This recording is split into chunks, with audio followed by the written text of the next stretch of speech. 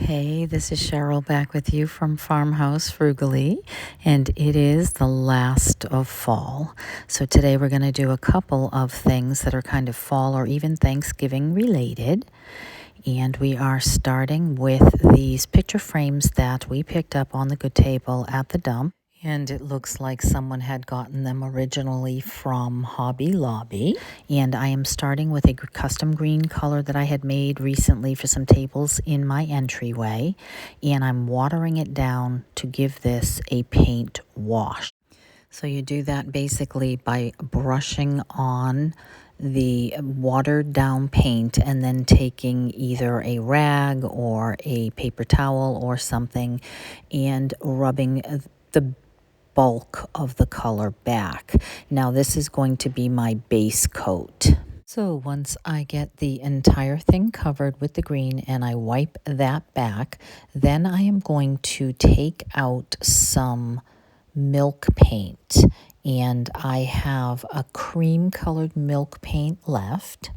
So I go ahead and mix equal parts water to the milk paint and stir that up good. I end up actually having it be a little too thick initially, and then I have to water it down and get that covered.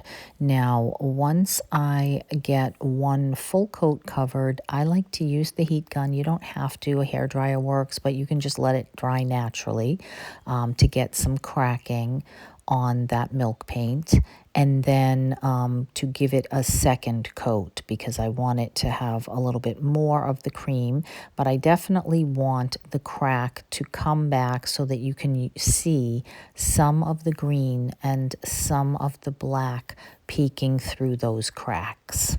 I'm going for the look of something antique, something that is 100 years old. I want this to look like it is a piece of chippy wood that has been painted black and then green and then cream and has chipped off over time. So just to look really antique-y.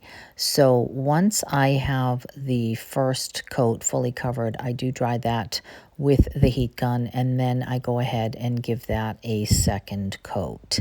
And this really does exactly what I was hoping for it to do. It took me a little while with the heat gun to get that to crack the way that I wanted it to, and it definitely looks better up close than here at this angle.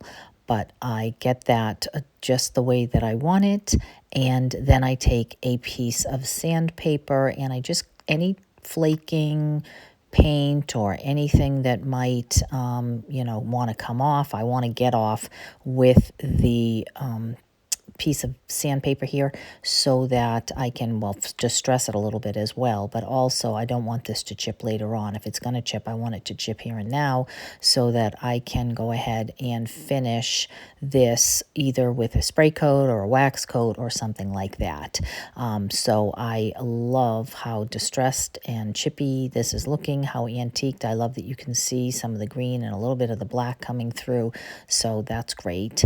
Now, once I'm done with that, I want to have those cracks really pop. So I am going to take a mixture of clear and black wax, not a lot of it. I'm mixing just a little bit of that together. And then just taking a rag and or a wax brush here, and I am just getting that into the little crevices everywhere, just covering over that paint, and that will protect the paint, and it will prevent any further chipping and cracking from happening. Polyurethane would do the same if you didn't want that antique wax look. And then once I have that done, I can wipe back some of that. And then I am going to just go on to the Graphics Fairy, and I am going to print out a free printable and size that to fit into the center of this to go for the mantle that I have just decorated for fall. And I can just pop that out and change that once I want to create something either for Thanksgiving or for Christmas. But I really love how this frame came out, And if I have a place to do two, I may do the other one the same, or I may save it and do it completely different another time in the future. So I would love to know what you think about item number one. For this second project, I wanted to use some of these wooden maple leaves that I had in my stash. They look very fall, and I have some beautiful old music paper. So I am going to go ahead and put Mod Podge on the leaf, and then I'm going to put the paper right on top of it. You can do this upside down, you can do this right side up, either way, but I wanted to make sure that it was on there really good so that the wrinkles are not showing. So I am putting I think I have 5 of these leaves, so I'm going to go ahead and use all 5 of them, and I'm going to leave that and let that thoroughly dry. And then once that's dry, I am going to go ahead and Mod Podge over that on the other side. And then while I'm waiting for that to dry, I took out these Dollar Tree words, and one of the wooden words says give thanks, so I thought this would be perfect for Thanksgiving. And so I am just going to go ahead and use some distress ink, and I am going to run that over the whole thing, primarily concentrating on the edges to be a little bit darker, just so that this has that same antiquing feel. You could obviously stain it or paint it or antique wax it, but I had this out in front of me, so I thought this would work just fine for what I'm doing here today.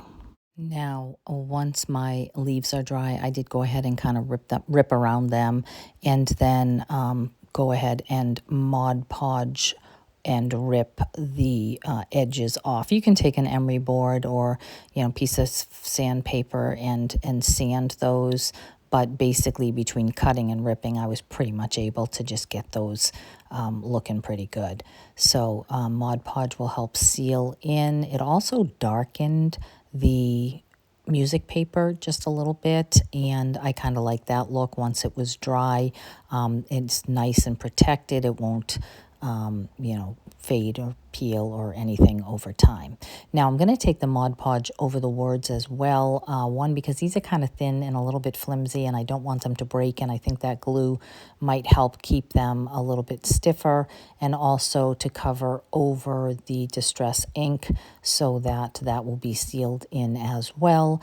Then I realized I had a little piece of paper missing off of one of the leaves, so I did go ahead and add just another little piece to that, and then finish distressing these leaves with that same distress ink all the way around the edges of these as well.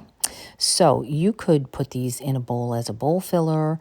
You could add them to a project, but I am going to use them for a garland.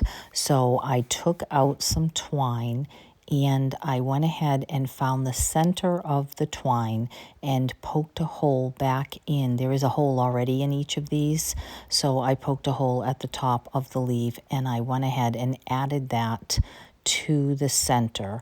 And then I put the next two one on either side of it upside down, and I just tied them at the stem. So that way I have some upside down and some right side up. And then once I have those are just the basis of this garland. And then I want to go from there, and I just want to take some items that you can get out in nature. I had a little tassel, and I put that on one end, and I had the give thanks word, and I put that on the other end to kind of balance the edges. And you could make 2 tassels if you want. You could use 2 words if you want. Then I grabbed some of these little orangey, I don't know what they are, some kind of floral, and I glued those onto the string. I had some pine cones, and so I glued those here in there. And then I had these cute little pumpkins, and I thought those would be cute as well. So Twine actually does really well with hot glue, so I am just using hot glue here to make these items stick right onto the twine, and just kind of spacing them out and keeping them symmetrical. And then I am grabbing some greens left over from some picks that I had in my stash. I'm not sure where I got them. And I am just going to go ahead and fold the stems on those and hang them right over that. And so here it is on the bottom of my mantle. Just to give you an idea of how that came out. But actually, I think that I am going to keep it in the dining room on my meat. I already have a lot going on with the mantle here in the living room, and I don't think that it needs anything else. But I'm just showing you what that would look like here if you wanted to add that to the bottom of a mantle. But also, if you don't have a mantle, then I think that one great thing to do is like I am going to do here in the dining room. I am going to go ahead and add it to the mirror, and I really love the way that that looks. So go ahead and get creative with some items you can find around your home.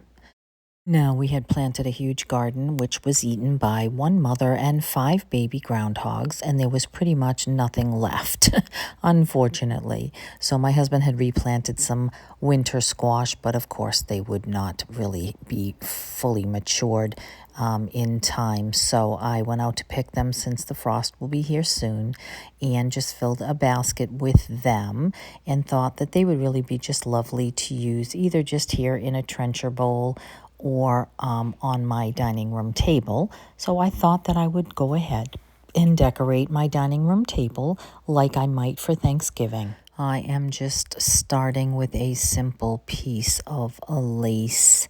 It could be a runner, could be a scarf. And then I am taking a tray because, of course, if you're going to have turkey, you need a tray. And this is pretty. It has a brown edge. And then I had found these 2 pieces of serving dishes that also have that same tone. And so I'm going to just kind of layer them. And then this you'll recognize from a previous video I found at the Good Table at the dump, and put that together with some florals.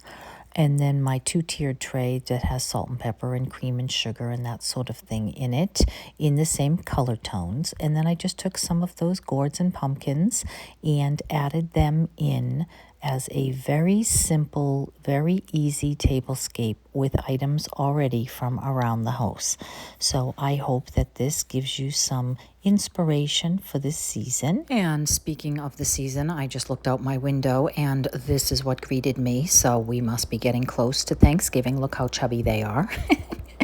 So don't forget to share. We have a giveaway coming up in about 30 people. We just need 30 more. So share the fun and make sure you are subscribed. And I just want to say thank you so much for stopping by. I appreciate you and I appreciate your support. Take care. I will see you in the next one.